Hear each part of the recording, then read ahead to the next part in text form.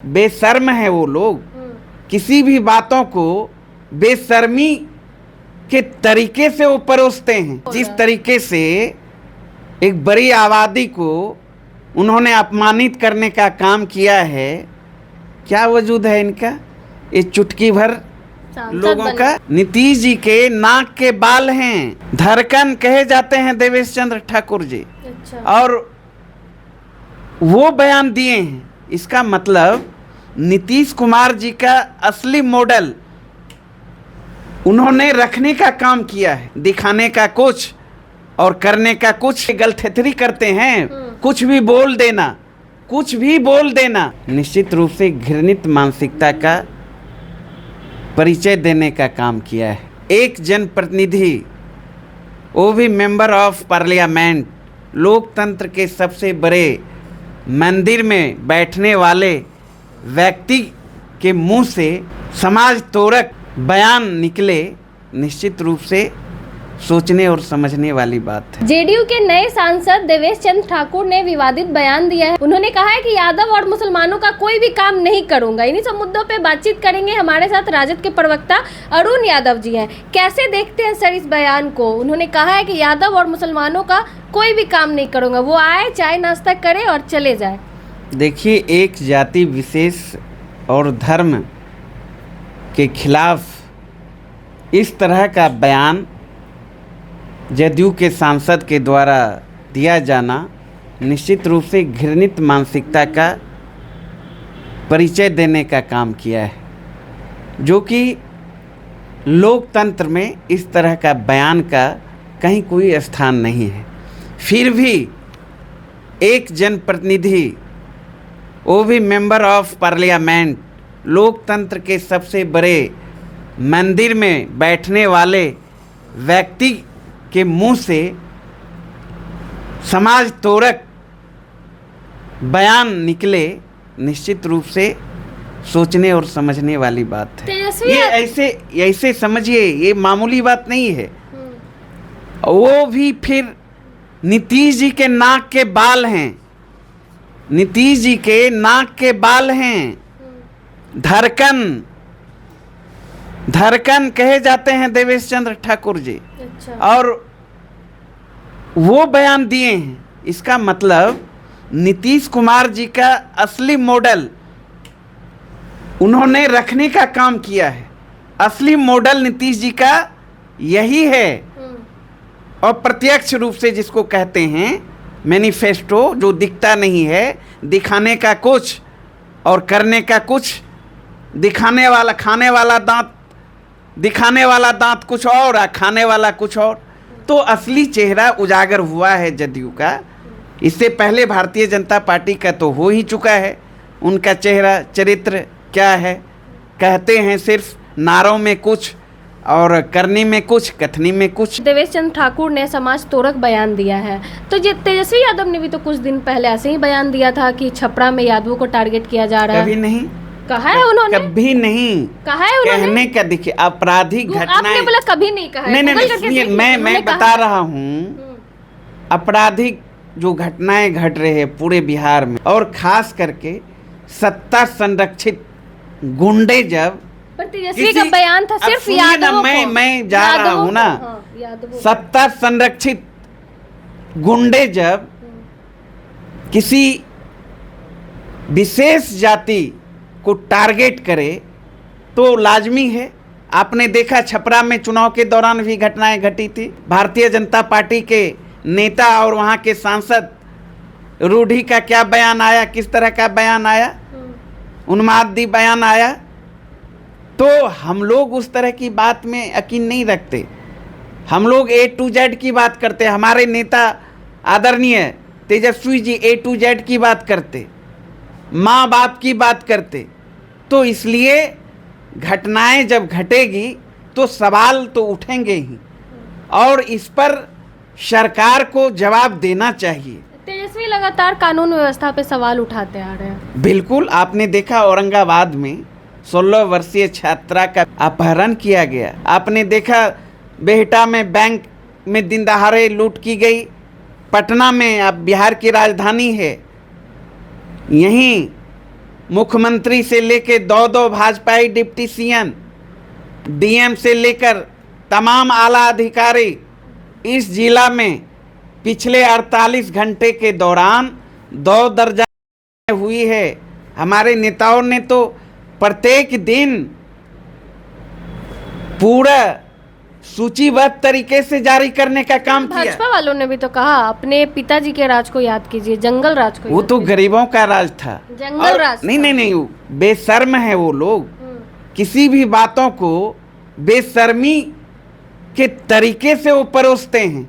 हमने तो कहा थोड़ा सा भी नैतिकता है भारतीय जनता पार्टी में, जो रट लगाते हैं 2005 के पहले 2005 के पहले। 7 बजे से पहले कोई सुनिए लोग ना, घर से बाहर नहीं मैं निकलते यही तो कह रहा हूं ना। एनसीआरबी का डाटा निकाले, केंद्र में उसकी सरकार है, बिहार में उसकी सरकार है ना, मेरी तो सरकार नहीं है। मैं चैलेंज देता हूं भारतीय जनता पार्टी के नेताओं को, जदयू के नेताओं को, 2005 के पहले का, यानी 90 से लेकर 2005 तक का और 2005 से लेकर 2024 का एनसीआरबी का डाटा निकाले और प्रस्तुत करे। अगर दम है, थोड़ी सी भी इंसानियत है, थोड़ी सी भी नैतिकता है, तो दोनों का मिलान करे, पता चल जाएगा। डाटा पे बात नहीं करते, सीधा जंगल राज। अरे बोलिए, वही तो बोले, गलथेथरी करते हैं। कुछ भी बोल देना, कुछ भी बोल देना, तर्कसंगत बात करो ना भाई। अच्छा, देवेश चंद्र ठाकुर जो बोले हैं, उनका कहना है कि 1% भी वोट नहीं मिला है मुसलमान और यादवों को उनको, इसीलिए कोई काम नहीं करेंगे। पहले बहुत अहंकार बोल रहा है। और जिस तरीके से एक बड़ी आबादी को उन्होंने अपमानित करने का काम किया है, क्या वजूद है इनका? ये चुटकी भर लोगों का है, टूट जाएगा अहंकार। जनता सब देख रही है ना। अहंकार तो आपका टूटा, 40 में 40। नहीं बोल रहे थे इस बार खाता भी नहीं बोल रहा था। 40 का 39 सीट जो जीत कर गई थी, बिहार की जनता ने 39 सीट दिया था ना 2019 के लोकसभा चुनाव में। और इस बार भाजपाई बिहार में 40 का दावा ठोकते थे और पूरे देश में 400 पार का। कहाँ गया उनका अहंकार? सरकार तो बनी ना। अब सुनिए ना, कम ही चलेगा, सुनिए लेकिन बनी ना। नहीं, बनी कहाँ? नेंगरी लुल्ली सरकार है। चल तो रही ऑक्सीजन पे ऑक्सीजन पे चल रही है। आप जवाब सुनिए, आप सुनिए ना। जनता ने नकार दिया नरेंद्र मोदी जी को। जनता ने नकार दिया, तभी तो आपकी सीट नहीं आई बहुमत। आप सुन लीजिए ना। मैं पूरा आंकड़े पे मैं बात करता हूँ। सुनिए सर, 22 सीटें पे राजद लड़ रही थी, 4 सीटें आई, जनता ने आपको भी नकारा। 2019 में बिहार की देवमयी जनता का जो आदेश मिला, जनादेश मिला, देखा लोकसभा चुनाव में एक भी सीट मेरे पास नहीं।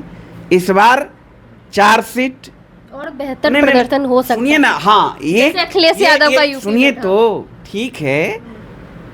इंडिया गठबंधन तेजस्वी यादव जी के नेतृत्व में बिहार में लड़ रही थी और अकेले दम पे तेजस्वी यादव जी ने तमाम 34 हेलीकॉप्टर पर चलने वाले भाजपाइयों को धूल चटाने का काम किया। आपने नहीं देखा? 39 सीट जिसका था वो 30 पर आ गए। इंडिया गठबंधन को बिहार में 2019 के लोकसभा चुनाव के बनिस्पत 40 लाख वोट ज़्यादा मिला। वोट प्रतिशत हमारा बढ़ा, सीट हमारा बढ़ा, सीट एनडीए का घटा, भाजपा का घटा, जदयू का घटा। किसका अहंकार चूर हुआ? एक दर्जन। आप लोग कहते थे जेडीयू खत्म हो गई, कोई अस्तित्व नहीं बचा। आप सुनिए तो, अब सीट में डिमोशन कितना था? पहले ज्यादा था। तो फिर तो हम तो बढ़े ही है ना। और 1 दर्जन सीट आप देखेंगी ना, मार्जिन देखिए। 19 में उनके तमाम कैंडिडेट 2 लाख वोट, 3 लाख से, 3.5 से, 4.5 से। इस बार कितने सांसद जीते हैं कम मार्जिन से? ये भी तो देखिए। जनता का जनादेश हमें मिला है। विधानसभा में भी मिला था ना। जनादेश का डकैती अगर 2020 में एनडीए नहीं करती, नरेंद्र मोदी जी, शासनादेश के बल पर 2 दर्जन महागठबंधन के उम्मीदवार को चुनाव अगर नहीं हराने का काम करते तो बिहार का मुख्यमंत्री तेजस्वी यादव जी होते ना। 12,000 वोट ही कम ना महागठबंधन को आया एनडीए से 2020 के बिहार विधानसभा चुनाव में, और 2-4 और 5-7 एमएलए जीतकर आ जाते तो बिहार के मुख्यमंत्री थे तेजस्वी यादव जी। 25 में होंगे। जनता तैयार बैठी है ताजपोशी करने के लिए, इसमें शक है क्या? है। तैयार बैठी है, समय का इंतजार है, आज चुनाव हो जाए फुल बहुमत में। चुनाव देख के तो नहीं लगा कि जनता, अरे जनता तो 22 सीटें पे चुनाव लड़ रहे थे, आप लोग 4 सीटें ऐसे क्यों? देखिए जनता हमारे साथ है और हर समाज का, हर जाति वर्ग का वोट ध्वस्त हो चुका है इस बार। सारे समीकरण एनडीए का बेहतर परफॉर्मेंस हमने करने का काम किया। तो 2025 में पता चल जाएगा। बिल्कुल 2025 में बिहार के मुख्यमंत्री आदरणीय तेजस्वी यादव जी होंगे और बिहार की जनता तैयार बैठी है उनकी ताजपोशी करने के लिए। चलिए, वो तो 2025 में पता चलेगा कौन बनता है बिहार का मुख्यमंत्री। उससे पहले बता दें, देवेश चंद्र ठाकुर जो कि जेडीयू के सांसद है, उन्होंने बयान दिया कि यादव और मुसलमानों का वो कोई भी काम नहीं करेंगे। बाकी इस बारे में आप क्या सोचते हैं, कमेंट करके जरूर बताएं। धन्यवाद।